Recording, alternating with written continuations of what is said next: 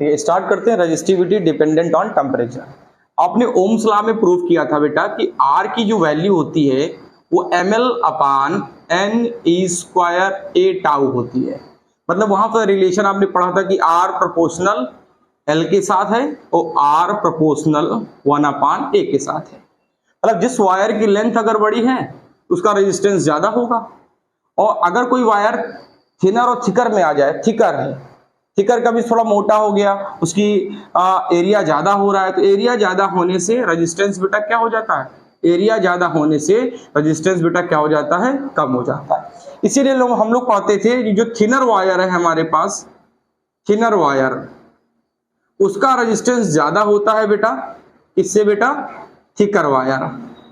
Thicker wire का मतलब होता है जो थोड़ा मोटा हो, और थिनर वायर का मतलब होता है जो थोड़ा सा पतला हो। तो थिनर वायर का रेजिस्टेंस बेटा ज्यादा है और थिकर वायर का कम है। बेटा ये जो आर था, ये जो रेजिस्टेंस था, वो बेटा लेंथ पर भी डिपेंड था और बेटा एरिया पर भी डिपेंड था, क्योंकि यहाँ पर m मास इलेक्ट्रॉन का फिक्स है, इलेक्ट्रॉन का चार्ज भी फिक्स है, और कंडक्टर में अगर बात करो तो नंबर ऑफ इलेक्ट्रॉन जो होते हैं फ्री इलेक्ट्रॉन पर मीटर क्यूब, वो लगभग वो भी बेटा कांस्टेंट है। तो बचा आपके पास लगभग L और A, क्योंकि टाउ भी लगभग N से रिलेटेड है, तो बचे आपके पास दो वेरिएबल L और A। लेकिन बेटा जब हम इसी को चेंज करके और R के प्लेस पे रो L अपान A रखते थे, तो बेटा याद होगा कि आपको रो की वैल्यू मिली थी m अपान एन ई स्क्वायर टाउ। आप चाहते तो रो से बेटा सिग्मा भी निकाल सकते थे, क्योंकि कंडक्टिविटी सिग्मा इक्वल होती है 1 अपान रो, 1 अपान रजिस्टिविटी। तो हम एक की बात करेंगे सिर्फ, किसकी, रजिस्टिविटी, और रजिस्टिविटी का ही रेसिप्रोकल होता है बेटा कंडक्टिविटी। तो अच्छा थोड़ा सा सोचो बेटा, थोड़ा और दिमाग लगाओ कि आपने कहा कि जो रो है वो m अपान एन ई स्क्वायर टाउ है बेटा। अच्छा थोड़ा सा दिमाग लगाओ, क्या मास ऑफ इलेक्ट्रॉन बदलेगा? m तो भाई मास ऑफ इलेक्ट्रॉन है जो कि कांस्टेंट होता है, और बेटा E क्या है, E बेटा फंडामेंटल चार्ज है। शायद याद होगा फंडामेंटल चार्ज को ही आप लोग एलिमेंट्री चार्ज कहते थे, और एलिमेंट्री चार्ज कौन होता है बेटा, इलेक्ट्रॉन के चार्ज को एलिमेंट्री चार्ज कहते हैं। तो सिर्फ यहां पर वेरिएबल कुछ समझ सकते हो कि दो वेरिएबल है आपके पास, n और टाउ।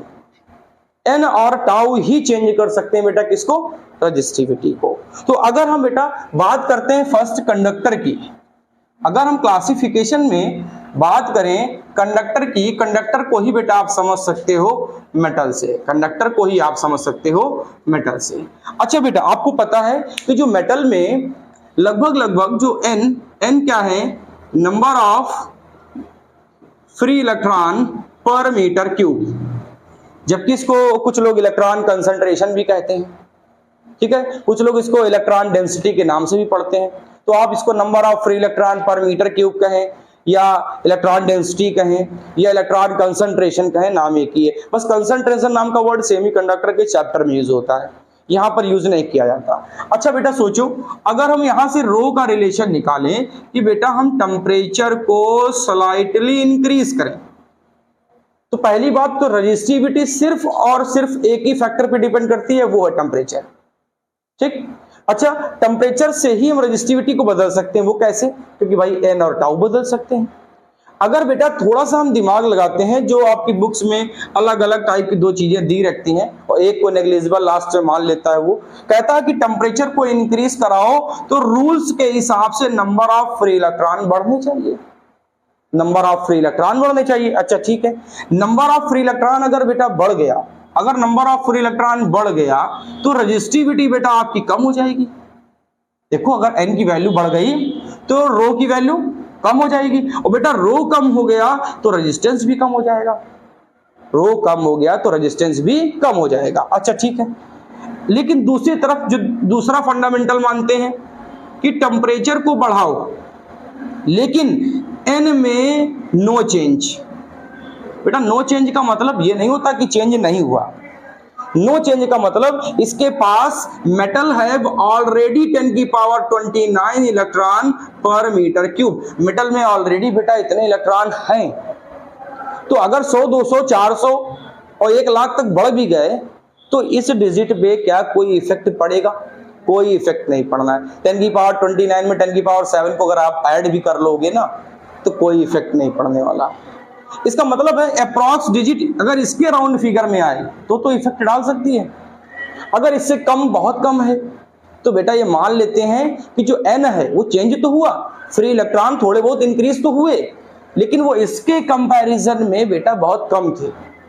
अच्छा बहुत कम थे तो उसका इफेक्ट इन्होंने नहीं माना, नो चेंज, तो मैंने भी लिख दिया नो चेंज। अच्छा बेटा अगर n चेंज नहीं हुआ, E बदल नहीं सकता, M बदल नहीं सकता, तो आपके पास बचा सिर्फ टाउ।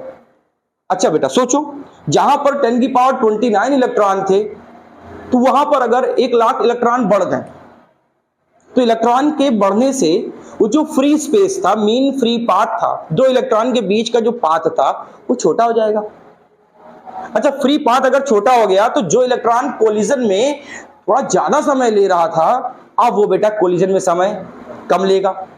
भाई वो मैंने माना कि किसी क्लास में 100 लोग बैठे हैं तो 2 के बढ़ने से फर्क नहीं पड़ता, ना जाने से फर्क पड़ता है, तो ये मान लिया गया। लेकिन वो 2 ने संख्या तो कवर की, प्लेस तो कवर किया, भले इलेक्ट्रॉन डेंसिटी में इफेक्ट नहीं डाला, लेकिन फ्री पाथ तो छोटा किया।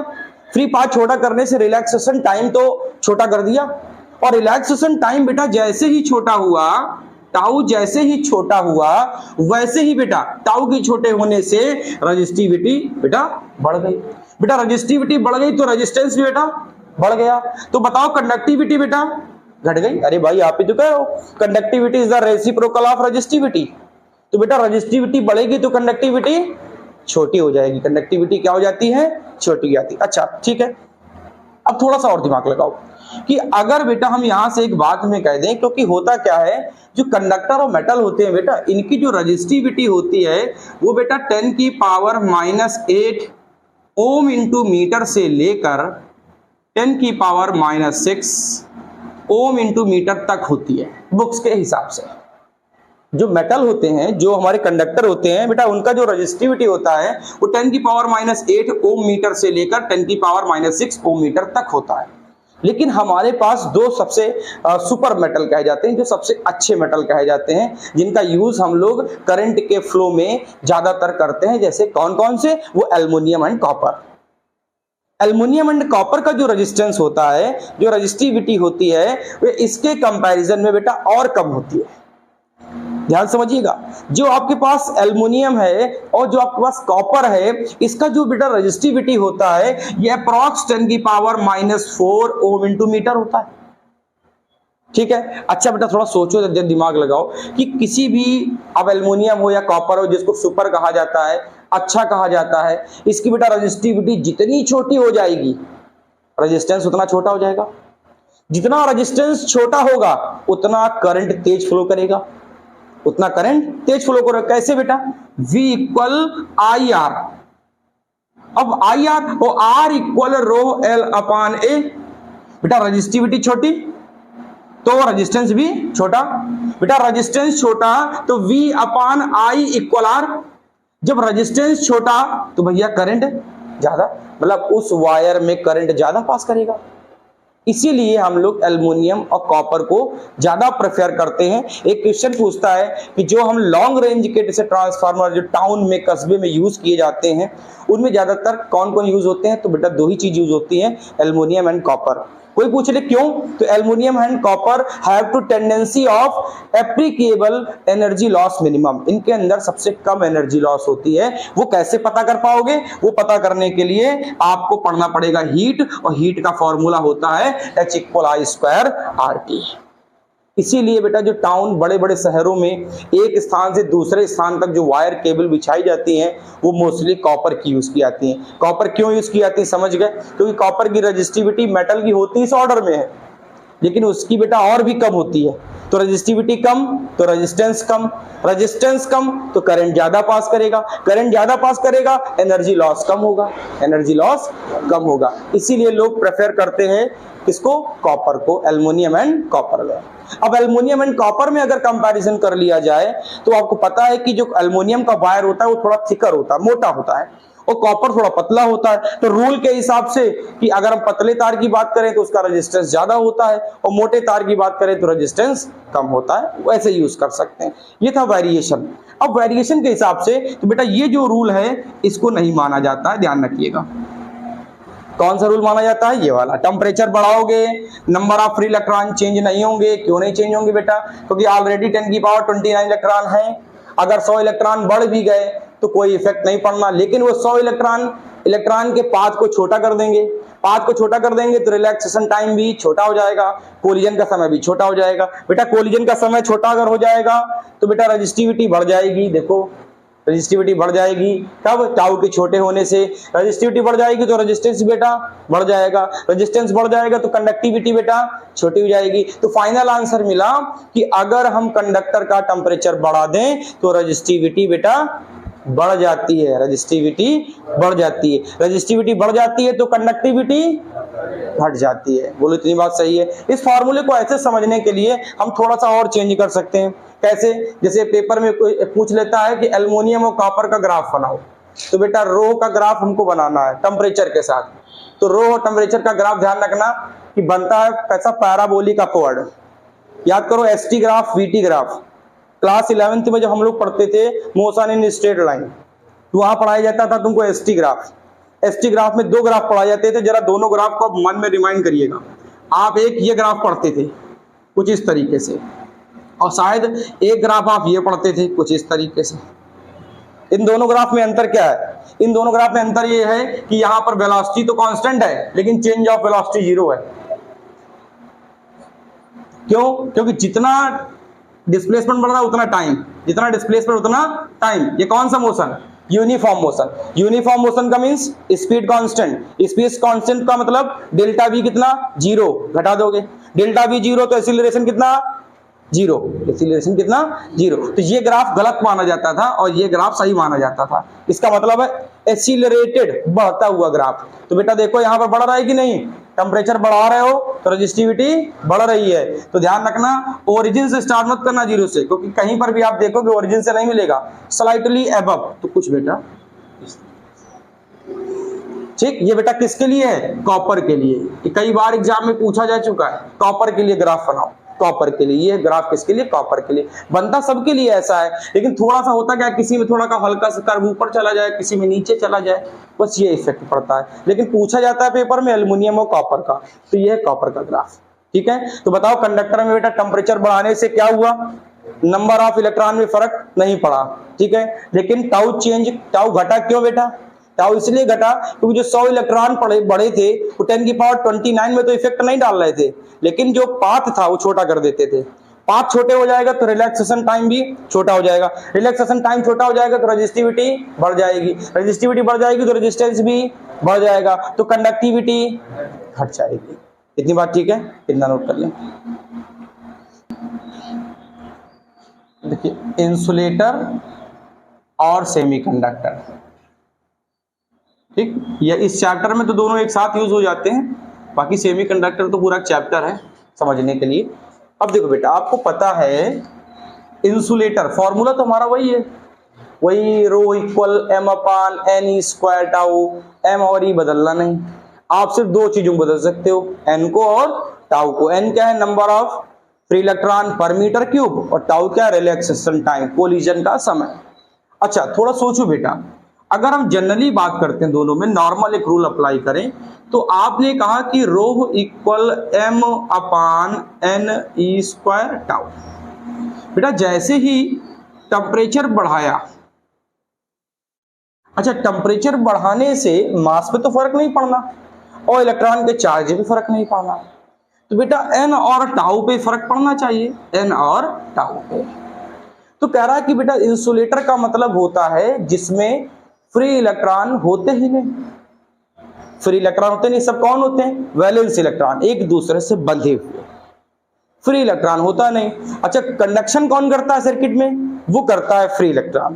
भाई जब इलेक्ट्रॉन चलता है तभी करंट आता है, अगर इलेक्ट्रॉन बंधा रहेगा और चलेगा नहीं तो कभी करंट नहीं आएगा। तो हमारे पास ज्यादा कौन होने चाहिए? फ्री इलेक्ट्रॉन, और कम कौन होने चाहिए? Valence electron.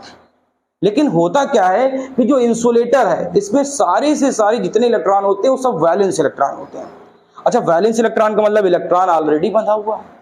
अच्छा इलेक्ट्रॉन ऑलरेडी बंधा हुआ है तो जो उसका रिलैक्सेशन टाइम है वो होगा जितना भी हो, 0 हो, कितना भी हो, अप्रॉक्स 0 हो या बहुत बड़ी वैल्यू हो, इससे कोई मतलब नहीं। तो कह रहा है n क्या करेगा, स्लाइटली बढ़ेगा। भाई जैसे आपने टेम्परेचर दिया, तो टेम्परेचर देने से जिस बॉन्ड में एनर्जी सफिशिएंट नहीं थी, कम थी, उसने क्या किया, थर्मल एनर्जी लिया। टेम्परेचर का मतलब हीट एनर्जी, थर्मल एनर्जी, और थर्मल एनर्जी लेते ही बॉन्ड ब्रेक कर दिया। बॉन्ड ब्रेक करते ही वो इलेक्ट्रॉन कैसा हो गया, फ्री हो गया। ठीक है, तो बताओ नंबर ऑफ फ्री इलेक्ट्रॉन बढ़ रहे हैं, नंबर ऑफ फ्री इलेक्ट्रॉन बढ़ रहे हैं। ठीक बात। अच्छा, नंबर ऑफ फ्री इलेक्ट्रॉन तो बढ़ गए, तो बेटा इसमें क्या हुआ, अब आपके हिसाब से कि इस कमरे में कि मान लीजिए जितने भी लोग हैं वो सब वैलेंस है, एक दूसरे से बंधे हुए हैं और फ्री इलेक्ट्रॉन बहुत कम है। तो अगर 2 4 10 फ्री इलेक्ट्रॉन बढ़ भी गए तो क्या रिलैक्सेशन टाइम में कोई इफेक्ट पड़ेगा? कह रहा है कि स्पेस का पता नहीं, हमें एरिया पता ही नहीं कितना है, हमें लेंथ पता ही नहीं कितनी है। जब लेंथ और एरिया हमको नोन नहीं है तो हो सकता है एरिया बहुत बड़ा हो, तो 2 4 इलेक्ट्रॉन के बढ़ने से रिलैक्सेशन टाइम में कोई इफेक्ट नहीं पड़ेगा। तो ये कह रहा है ये जो टाउ है ना, ये नो चेंज। कह रहा है कि थोड़े से इलेक्ट्रॉन के फ्री होने से कोई भी फ्री पाथ और रिलैक्सेशन टाइम में इफेक्ट नहीं पड़ेगा। तो चलिए कोई बात नहीं। तो बेटा जरा बताओ, टेम्परेचर के बढ़ने से n बढ़ गया, टेम्परेचर के बढ़ने से n बढ़ गया, इसको बदलना नहीं, इसको बदलना नहीं, इसको चेंज नहीं होना। तो क्या बताओ, n बढ़ गया तो इसकी रेजिस्टिविटी छोटी हो गई, इसकी रेजिस्टिविटी क्या हो गई, छोटी हो गई। अच्छा, n के बढ़ने से इसकी रेजिस्टिविटी छोटी हो गई। बेटा रेजिस्टिविटी छोटी तो रेजिस्टेंस भी छोटा, बेटा रेजिस्टिविटी छोटी तो कंडक्टिविटी बड़ी, रेजिस्टिविटी छोटी तो कंडक्टिविटी बड़ी। अब बड़ी का मतलब ये तो ये ना कह देना कि कंडक्शन से बड़ा हो जाएगा, कंडक्टर से बड़ा हो जाएगा, ये नहीं। हमारा मतलब ये था कि अभी इस सर्किट में कोई करंट नहीं था, सब वैलेंस इलेक्ट्रॉन थे, सब बंधे थे। जैसे ही आपने टेम्परेचर दिया 2 4 इलेक्ट्रॉन फ्री हो गए, तो जहां पर 0 एम्पियर करंट था वहां पर माइक्रो एम्पियर आ गया।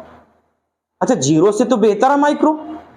तो क्या अभी तक जब कंडक्शन नहीं हो रहा था तो अब कंडक्शन होना थोड़ा बहुत स्टार्ट हो गया, तो भैया रेजिस्टिविटी घट गई, रेजिस्टेंस घट गया और कंडक्टिविटी बढ़ गई।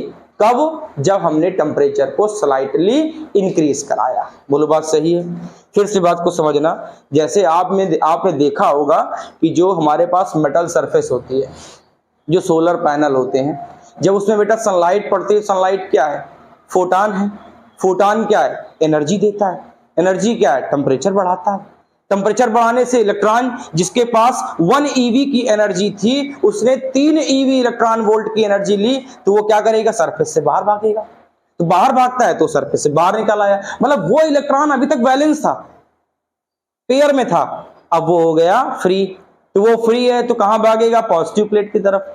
पॉजिटिव प्लेट की तरफ भागेगा तो क्या आएगा, सर्किट में करंट आएगा। मतलब जो अभी तक करंट बिल्कुल नहीं हो रहा था, अब वो स्लाइटली कंडक्शन स्टार्ट हो गया। ये बेटा दोनों के लिए सेम है, लेकिन समस्या जानते हो क्या है? समस्या ये है बेटा, क्योंकि सेमीकंडक्टर 2 तरीके के होते हैं। ठीक है, फिर से मेरी बात को सुनिएगा ध्यान से, दोनों का प्रोसेस एक ही। अगर आपसे कोई पेपर में पूछता है कि टेम्परेचर बढ़ाने से सेमीकंडक्टर और इंसुलेटर के रेजिस्टेंस पे क्या इफेक्ट पड़ता है, तो आप कहेंगे रेजिस्टिविटी घटती है, रेजिस्टिविटी डिक्रीज करेगी, तो कंडक्टिविटी इंक्रीज करेगी। ये आप जनरल आंसर देंगे। लेकिन कभी थोड़ा बहुत घुमाने लगा तुमको, उसने कहा कि semiconductor at 0 degree Celsius and at 100 degree Celsius. मैं बात कर रहा हूं सेमीकंडक्टर की, इंसुलेटर की बात नहीं कर रहा हूं। अच्छा बेटा, सेमीकंडक्टर 0 डिग्री सेल्सियस में ध्यान रखिएगा, आपको हमेशा याद रखना है कि किसकी तरीके काम करता है, इंसुलेटर। इसी को कहते हैं इंट्रिंसिक सेमीकंडक्टर। इंट्रिंसिक का मतलब प्योर, प्योर का मतलब जहां पर कोई डोपिंग ना की जाए, जहां पर कोई डोपिंग ना की जाए। और बेटा 100 का मतलब टेम्परेचर बढ़ाया, इसका मतलब आपने डोपिंग की है। डोपिंग का मतलब इम्प्योरिटी मिलाई है, तो इम्प्योरिटी मिलाने से वो भैया अब बन गया कंडक्टर। Very good. मतलब सेमीकंडक्टर दोनों बिहेव कर सकते हैं। कौन कौन? Insulator and conductor. इंसुलेटर कब करेंगे, 0 डिग्री सेल्सियस, और कंडक्टर कब बनेंगे, 100 डिग्री सेल्सियस। बोलो इतनी बात ठीक है? ठीक है। जैसे किसी भी व्यक्ति को 1 पैक दारू पिला दी जाए, तो क्या होगा, वो इंसुलेटर है, उससे कुछ नहीं होने वाला उसमें। और 8-10 पिला दो तो नाली के किनारे तुमको पड़ा मिलता है, तो बन गया कंडक्टर। कैसे बन गया? क्योंकि जो इलेक्ट्रॉन मर चुके थे वो जिंदा हो गए, अब वो सर्किट में क्या करेंगे, करंट का फ्लो करेंगे। तो बेटा ये क्वेश्चन याद रखना, सेमीकंडक्टर 0 डिग्री सेल्सियस में क्या है, इंसुलेटर, और 100 डिग्री सेल्सियस पे क्या है। ध्यान सुनना, सेमीकंडक्टर में 3 बैंड होते हैं, सेमीकंडक्टर में 3 बैंड होते हैं। पहला कंडक्शन बैंड, दूसरा वैलेंस बैंड, और तीसरा एनर्जी गैप। तो थोड़ा सा बता दे रहा हूं, सेमीकंडक्टर में 3 बैंड, पहला बच्चा वैलेंस बैंड, दूसरा बेटा कंडक्शन बैंड, और तीसरा बेटा एनर्जी गैप, इसी को कुछ लोग फॉरबिडन गैप कहते हैं, फॉरबिडन गैप भी कहते हैं। ठीक, तो बेटा ये जो वैलेंस बैंड है ना, यहाँ इलेक्ट्रॉन बंधा रहता है, एकदम एटम के साथ बंधा रहता है। अच्छा, जैसे टेम्परेचर बढ़ाओगे उसके ऊपर वाली जो लेयर होती है वो होती है कंडक्शन बैंड, ये वाली होती है वैलेंस बैंड, इसको वीबी कहते हैं, वीबी, और इसके ऊपर होता है बच्चों सीबी, कंडक्शन बैंड। और ये जो गैप दिख रहा है ना, इसको बच्चा कहते हैं ईजी, एनर्जी गैप। आप कहो तो फॉरबिडन गैप भी कह सकते हो। बच्चा ये जब ये ईजी जो है ना, वो 1 ईवी से छोटा हो या 1 ईवी के बराबर हो, तो उस समय वो बनता है क्या, सेमीकंडक्टर। वो क्या बनता है, सेमीकंडक्टर। अब सेमीकंडक्टर की 2 वैरायटी है तुम्हारे पास। और बच्चा ये जब ईजी लगभग 1 ईवी से बड़ा हो जाए तो बन जाता है प्योर इंसुलेटर। अब इलेक्ट्रॉन तुम चाहे जितने निकालो, कंडक्शन बैंड में पहुंचेंगे ही नहीं, तो करंट का फ्लो कभी होगा ही नहीं। अब यही ईजी जर्मेनियम का अलग होता है, सिलिकॉन का अलग होता है। तो ये पूरी बात आप वहां पढ़ोगे सेमीकंडक्टर के चैप्टर में। आपको याद रखो, सेमीकंडक्टर में 3 बैंड होते हैं, वैलेंस बैंड भरा होता है पूरा, ठीक है, फ्री इलेक्ट्रॉन से नहीं, वैलेंस इलेक्ट्रॉन से, बंधे हुए इलेक्ट्रॉन से। और कंडक्शन बैंड खाली होता है। जैसे जैसे टेम्परेचर दोगे, यहाँ का इलेक्ट्रॉन फ्री होगा और कहाँ भागेगा, ऊपर। यहाँ इलेक्ट्रॉन चला तो करंट कहाँ, नीचे, तो करंट का फ्लो स्टार्ट हो जाता है। वैसे नॉर्मली जब हम पूछें, इस चैप्टर के हिसाब से कोई पूछे, तो टेम्परेचर के बढ़ाने से number of free electron slightly बढ़ जाते हैं। स्लाइटली बढ़ने का मतलब रिलैक्सेशन टाइम में कोई फर्क नहीं पड़ेगा। तो बेटा रेजिस्टिविटी घट गई तो कंडक्टिविटी बढ़ गई। इतनी बात ठीक है, रेजिस्टिविटी घट गई और कंडक्टिविटी बढ़ गई। ठीक है, नोट करो। अब देखिए बेटा, अगर आपसे इसका ग्राफ पूछ ले तो आपको पता है अपोजिट रिलेशन है, टेम्परेचर बढ़ रहा है और रेजिस्टिविटी घट रही है। तो फिजिक्स में आपको पता है ना, ग्राफ का रिलेशन जब इनवर्सली हो क्या होता है, पैराबोला डाउनवर्ड। तो बेटा ये रेजिस्टिविटी और बेटा ये टेम्परेचर। हाँ, मैं एक चीज बताना भूल गया कि बेटा यहाँ टेम्परेचर हमेशा बेटा केल्विन में होता है, कभी भी सेल्सियस पे नहीं होता, ठीक है, केल्विन में। तो ग्राफ कैसा बनेगा बेटा, रेजिस्टिविटी तो जानते हो ओम इंटू मीटर होती है हमेशा बेटा, ये तो कभी भी ऐड मत कर देना इसको, वो चलता चला जाता है। ठीक, तो ये बेटा ग्राफ है, चाहे इंसुलेटर का हो और चाहे सेमीकंडक्टर का हो। ठीक, अब बेटा इसी का एक और होता है बड़ा, एलॉय जिसको कहते हो। और हम लोग जो प्रैक्टिकल में यूज करते हैं फिजिक्स वाले, वो सब एलॉय ही यूज करते हैं। एलॉय का मतलब होता है बेटा 2 चीजों का मिक्सचर है। मिक्सचर का मतलब मेटल नॉन मेटल से, मेटल मेटल से वो मिक्स करके बनाया जाता है। जैसे अगर आप थोड़ा दिमाग लगाओ, एलॉय में सबसे पॉपुलर है मैग्नीन, ठीक, कॉन्स्टेंटन, और बेटा एक और नाइक्रोम। जबकि जानते हो नाइक्रोम दोनों काम कर लेता है, नाइक्रोम कंडक्टर में भी लोग यूज कर लेते हैं। नाइक्रोम का जो रेजिस्टिविटी होती है ना, रेजिस्टिविटी वो बेटा कॉपर से बड़ी होती है, लेकिन ये एनर्जी लॉस बहुत करती है। इसलिए जो हीटर होता है ना, हीटर में नाइक्रोम का वायर यूज होता है। टेम्परेचर तो बहुत बढ़ा लेता है, और जबकि कॉइल पिघलती नहीं है। टेम्परेचर आप कितना, हीटर कितना होता है, 1000 वाट, 2000 वाट, 2 किलोवाट तक का यूज कर रहे हो पावर तुम, और फिर भी वो वायर मेल्ट नहीं होता। क्यों नहीं होता, क्योंकि एलॉय का मतलब ही होता है, वो एलॉय का मतलब होता है मिक्स, मेटल और नॉन मेटल का मिक्स, जिसका टेम्परेचर रेजिस्टिविटी पर टेम्परेचर का इफेक्ट ना पड़े। बेटा क्या लिखोगे, टेम्परेचर क्या नॉट अफेक्टेड ऑन रजिस्टिविटी।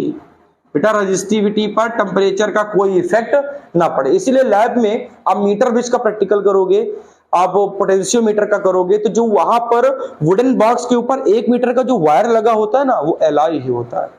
तभी थोड़ा बहुत वायर अगर हीट भी हो गया तो वैल्यू गलत नहीं आती है।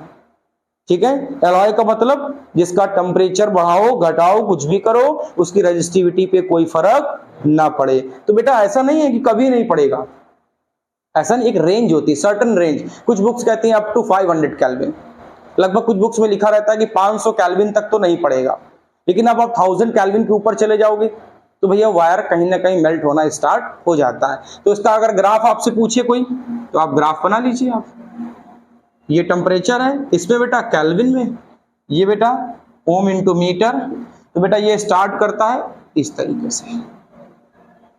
ठीक, मतलब ये 500 केल्विन तक है, यहाँ पर स्टार्टिंग 500 केल्विन से है और 500 केल्विन पे इसके रजिस्टिविटी है और उस पर कोई इफेक्ट नहीं पड़ता। तो ये ग्राफ है एलॉय का। ठीक है, ऐसे बेटा एक और होता है, अब केमिस्ट्री में आपने सुना होगा, उसको ध्यान सुनिएगा। एक होता है इलेक्ट्रोलाइट, वैसे फिजिक्स में उसका यूज है नहीं, आपने सुना होगा सॉल्वेंट सॉल्वेंट सॉल्यूट सॉल्यूट होते हैं। तो जो सॉल्वेंट सॉल्यूट होते हैं इनमें फ्री इलेक्ट्रॉन कैसे होते हैं, इंटर आयनिक बॉन्ड से। ध्यान सुनिएगा, जो इलेक्ट्रोलाइट होते हैं हमारे पास केमिस्ट्री में जो यूज किए जाते हैं, सॉल्यूट सॉल्यूट हो चाहे सॉल्यूट सॉल्वेंट हो, इनका जो मिक्सचर बनता है इसमें बेटा फ्री इलेक्ट्रॉन कैसे बढ़ाओगे, इसमें टेम्परेचर जब भी बढ़ाओगे ना, अगर हम इलेक्ट्रोलाइट की बात करें, अगर हम इलेक्ट्रोलाइट की बात करते हैं और बेटा टेम्परेचर बढ़ाओगे तो टेम्परेचर के बढ़ाने से आपके पास है वही चीजें एन और टाउ, इंटर आयनिक जो बॉन्ड होते हैं उसके फ्री इलेक्ट्रॉन बढ़ते हैं। ध्यान सुनिएगा, इंटर आयनिक जो बॉन्ड बनते हैं, जो केमिस्ट्री में बॉन्ड बनाए जाते हैं वो इंटर आयनिक बॉन्ड होते हैं। वो जो इंटर आयनिक बॉन्ड में फ्री इलेक्ट्रॉन होते हैं ना बेटा, वो बढ़ते हैं। अच्छा, उसका बढ़ने का मतलब समझते हो, दो फोर्स होते हैं, एक होता है कोहेसिव और एक होता है एडहेसिव। कोहेसिव का मतलब होता है सेम मॉलिक्यूल्स के बीच में, और एडहेसिव का मतलब होता है अपोजिट मॉलिक्यूल्स के बीच में या अलग अलग मॉलिक्यूल्स के बीच में। तो यहां पर बेटा जो हमारा कोहेसिव फोर्स होता है, अच्छा कोहेसिव फोर्स और विस्कस फोर्स, विस्कस फोर्स भी पढ़ा हमने। विस्कस फोर्स क्या करता है, मोशन का अपोज करता है, मोशन का अपोज करता है। तो यहां पर जो विस्कस फोर्स है, ये जो फोर्सेस हैं, इनकी वैल्यू भी घट जाती है। वैल्यू घटने का मतलब इलेक्ट्रॉन फ्री हो गया, इलेक्ट्रॉन फ्री हो गया। तो इंटर आयनिक जो इलेक्ट्रॉन होते हैं, यहां पर जो आयंस बंधे होते हैं वो बेटा फ्री हो जाते हैं। अच्छा, जब फ्री हो जाएंगे तो बेटा एन की वैल्यू क्या हो जाएगी, बढ़ जाएगी। बेटा टाउ नो चेंज, बता चुका हूं, थोड़े बहुत चेंज होने से कोई फर्क नहीं पड़ता। अच्छा बेटा, अगर एन बढ़ गया तो रजिस्टिविटी, हाँ वेरी गुड, घट गई, तो कंडक्टिविटी बढ़ गई। तो इलेक्ट्रोलाइट में अगर टेम्परेचर बढ़ा रहा है तो नंबर ऑफ फ्री इलेक्ट्रॉन बढ़ेंगे, जो इंटर आयनिक कंपाउंड के साथ बंधे हुए हैं वो फ्री हो जाएंगे। लेकिन कह रहा थोड़े बहुत चेंज होने से टाउ में कोई चेंज नहीं होता है, तो बेटा रजिस्टिविटी घट गई, रजिस्टिविटी और कंडक्टिविटी बढ़ गई। तो ये था इलेक्ट्रोलाइट। एलॉय क्या है, एलॉय का मतलब मेटल नॉन मेटल से मिलकर बना होता है। इसके टेम्परेचर घटाओ बढ़ाओ इसकी रजिस्टिविटी पे कोई फर्क नहीं पड़ता।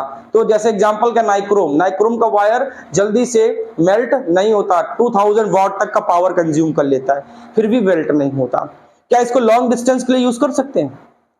अगर पेपर में पूछ ले क्या 1 टाउन से 2nd टाउन जाने के लिए नाइक्रोम का वायर यूज कर सकते हैं? नहीं कर सकते बेटा।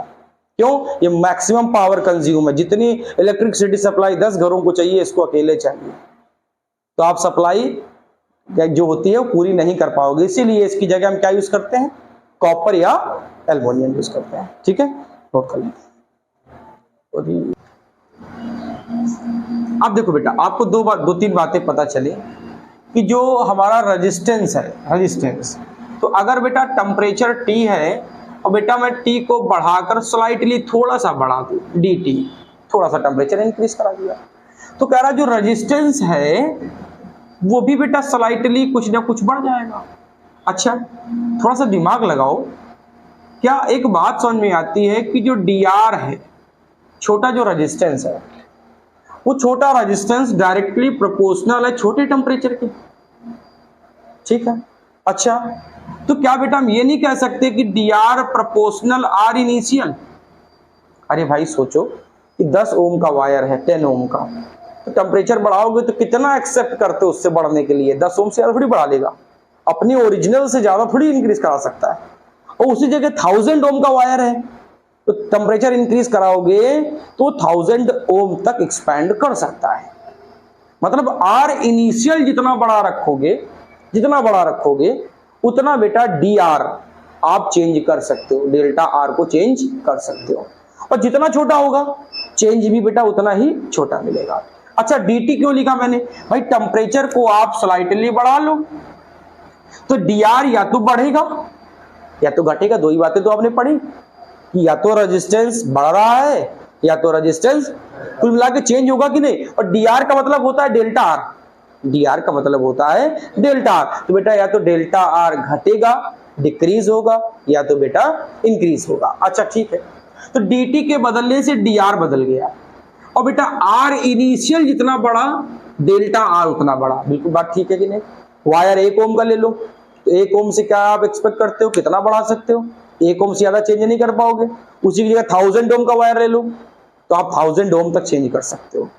तो जो r इनिशियल जितना छोटा रखोगे डेल्टा r उतना छोटा मिलेगा, और r इनिशियल जितना आप लार्ज कर दोगे डेल्टा आर बेटा उतना ही लार्ज हो जाएगा। अब ठीक है, अब एक काम करते हैं, इन दोनों को मिला लेते हैं बेटा। तो इन दोनों को जब मिला लोगे तो डी आर प्रोपोर्शनलिटी लगानी पड़ेगी। तो प्रोपोर्शनलिटी बेटा अल्फा आर इनिशियल और बेटा dt। बोलो बात ठीक है बेटा। अल्फा क्या है? अल्फा को कहते हैं कोफिशिएंट ऑफ टेम्परेचर, कुछ लोग कहते हैं कोफिशिएंट ऑफ टेम्परेचर कहते हैं, कुछ लोग कोफिशिएंट ऑफ थर्मल एक्सपेंशन भी कहते हैं, कुछ लोग इसको कोफिशिएंट ऑफ थर्मल एक्सपेंशन भी कहते हैं, थर्मल एक्सपेंशन भी कहते हैं। तो जिस वर्ड से आप नाम यूज कर ले कोई दिक्कत नहीं। आप अल्फा को टेम्परेचर कोफिशिएंट कह सकते हैं, कोफिशिएंट ऑफ टेम्परेचर कह सकते हैं, कोफिशिएंट ऑफ थर्मल एक्सपेंशन कह सकते हैं, कोफिशिएंट ऑफ थर्मल रेजिस्टेंस कह सकते हैं, बहुत सारे नाम हैं।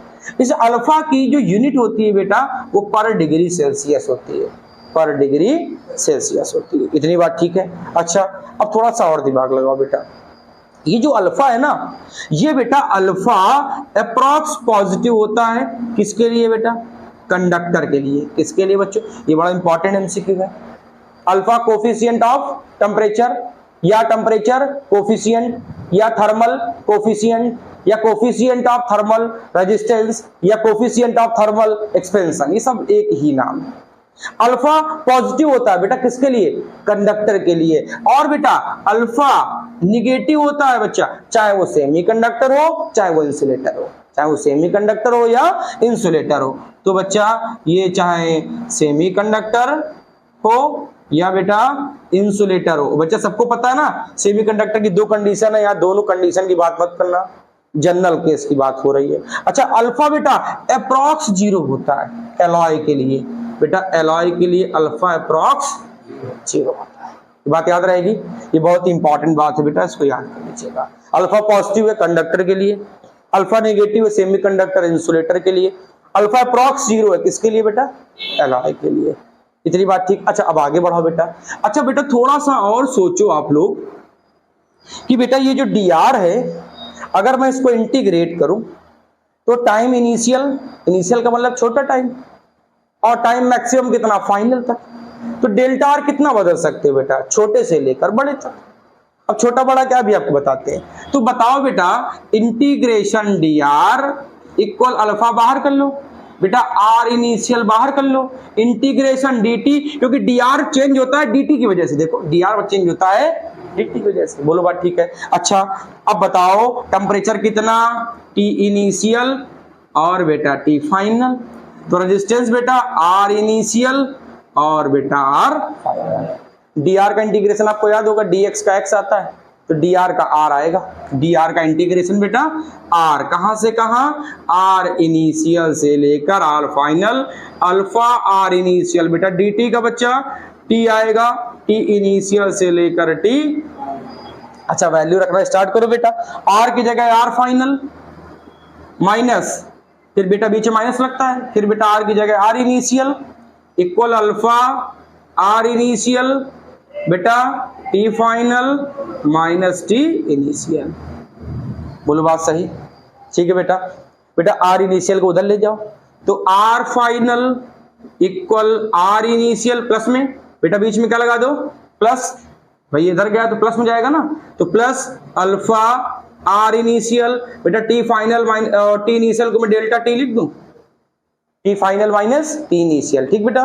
बेटा आर फाइनल क्या आर इनिशियल कॉमन दिख रहा है, तो बताओ यहां से क्या बना, आर फाइनल इक्वल बेटा आर इनिशियल को मैंने कॉमन ले लिया, बेटा यहां कितना बचा 1, यहां अल्फा डेल्टा टी, तो 1 प्लस अल्फा डेल्टा टी। बोलो बात सही है बेटा। आर फाइनल किसके इक्वल आर इनिशियल और ब्रैकेट में 1 प्लस अल्फा डेल्टा टी, ये बच्चा हमको फॉर्मूला मिला। ठीक है। अच्छा थोड़ा सा और सोच लो बेटा, इस इनिशियल का मतलब, बेटा इस इनिशियल का मतलब 0 केल्विन। ठीक, इनिशियल का मतलब 0 केल्विन, और बेटा फाइनल का मतलब टी केल्विन। भाई ज्यादा ज्यादा कितना बढ़ा सकता है, टी तक। अच्छा डेल्टा टी चाहे आप सेल्सियस में लिखो चाहे आप केल्विन में लिखो, डेल्टा में फर्क पड़ना है क्या। मैं कहूं 27 127 कितना गैप 100, 27 को केल्विन बनाओ 300 और 127 को केल्विन बनाओ 400, बताओ कितना गैप, क्या चेंज या फर्क पड़ा, नहीं पड़ता है, तो आपके ऊपर है। तो बेटा इस फाइनल को लिख सकते हो आर टी, कौन से टेम्परेचर का, टी टेम्परेचर का। बेटा आर इनिशियल को लिख सकते हो 0, जो आपको मेन दिया हो 0 डिग्री सेल्सियस में, 0 केल्विन में, और ब्रैकेट में 1 प्लस अल्फा डेल्टा टी। क्या बेटा आर टी, क्या बच्चा आपको पता है कि R equal rho L upon A होता है, R equal rho L upon A. तो बेटा आर टी की जगह rho T into beta L upon A, यहां पर rho naught L upon A, bracket में 1 प्लस अल्फा डेल्टा टी। बेटा कुछ कैंसिल, बेटा क्या cancel, L by A cancel.